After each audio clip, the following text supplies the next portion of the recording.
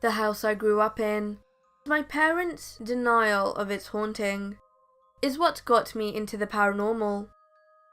So, many things happened as I was growing up that for the first years of my life that I can remember, I thought it was normal. But before I get into the activity, I should provide some backstory. My father told my mum, long before they bought the house, that something demonic was attached to him. He said one day while driving, he looked in the rear view to see what he could only describe as a demon sitting in the car with him. He, to this day, will not describe what he saw, but he told her at the time that he felt he had always been running from it. She firmly believes that he brought this entity into our house, and both her and I were targets of it. Growing up, even my friends knew my house was haunted. Numerous people I had over would witness doors opening and closing, and every single one of them would feel immensely uncomfortable in the basement. I remember me and my former best friend would tell my parents about a skeleton that lived in the basement. They would play this off as our imagination until they also started becoming victims to whatever lived in our home.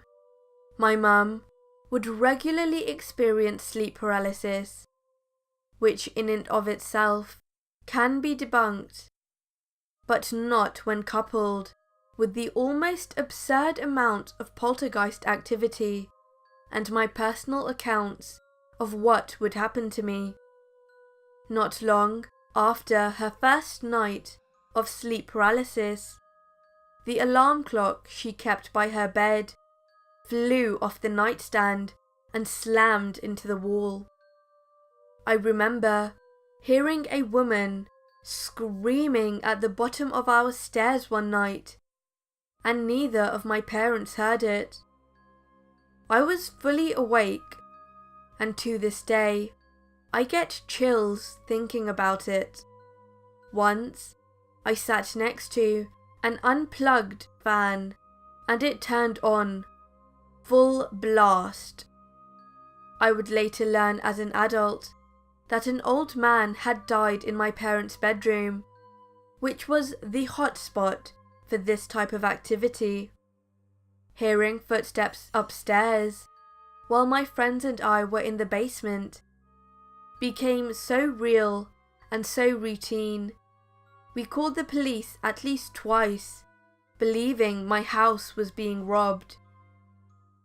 I saw the apparition of a little girl and a cat sitting at my kitchen table one day. I don't know how, but I somehow became instantly aware that the cat's name was Moonbeam. From that day, I regularly would feel the cat jump up on my bed and rest at my feet.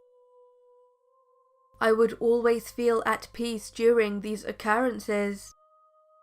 Once, while I was home alone, I felt a sharp sting, like I had been shot with a paintball, and one of my dog's bouncy balls bounced away from me. Something had actually thrown it full speed towards my head.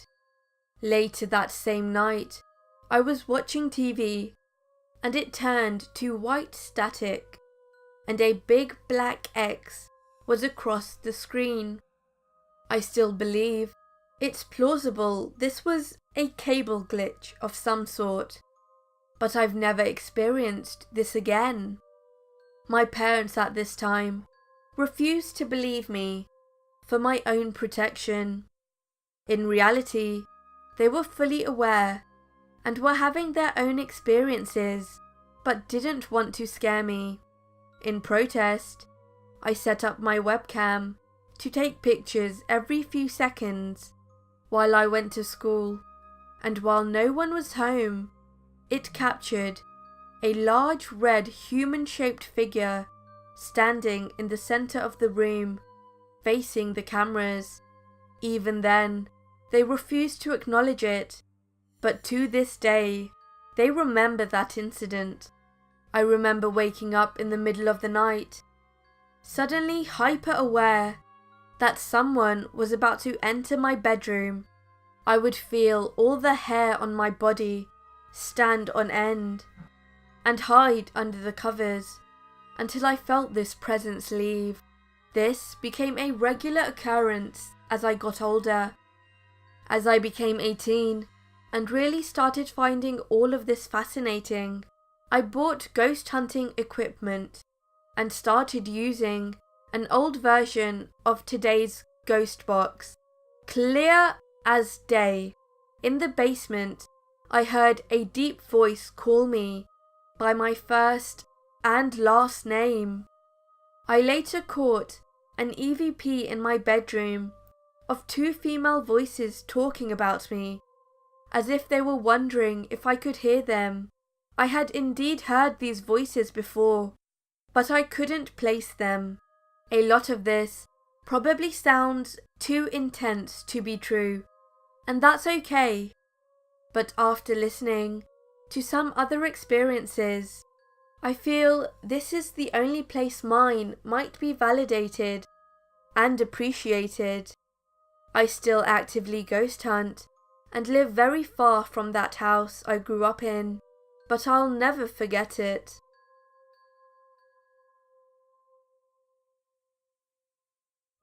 Hello everyone, SinisterShaf here.